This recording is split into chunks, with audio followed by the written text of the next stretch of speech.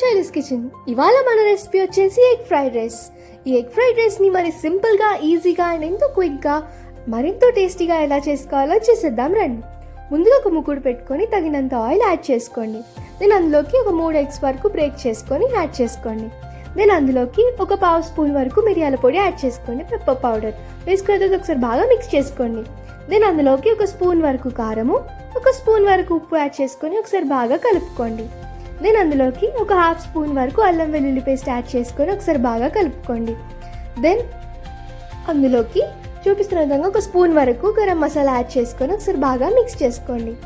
Then అందులోకి green chilli sauce, red chilli sauce add చేసుకొని ఒకసారి బాగా మిక్స్ చేసుకోండి. గుర్తుపెట్టుకోండి, ప్రాసెస్ అంతా కూడా హై ఫ్లేమ్లో చేసుకోండి. ఎగ్ ఫ్రైడ్ రైస్ అనేది హై ఫ్లేమ్లో చేసుకుంటే చాలా బాగుంటుంది. సో ఈ విధంగా కలుపుకున్న తర్వాత అందులోకి రైస్ యాడ్ చేసేసుకోండి. యాడ్ చేసిన తర్వాత ఒకసారి బాగా మిక్స్ చేసుకోండి. దెన్ అందులోకి సోయా సాస్ కూడా యాడ్ చేసుకోండి.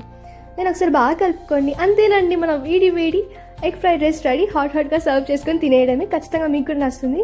Do like, share and subscribe. Thank you for supporting. Thank you.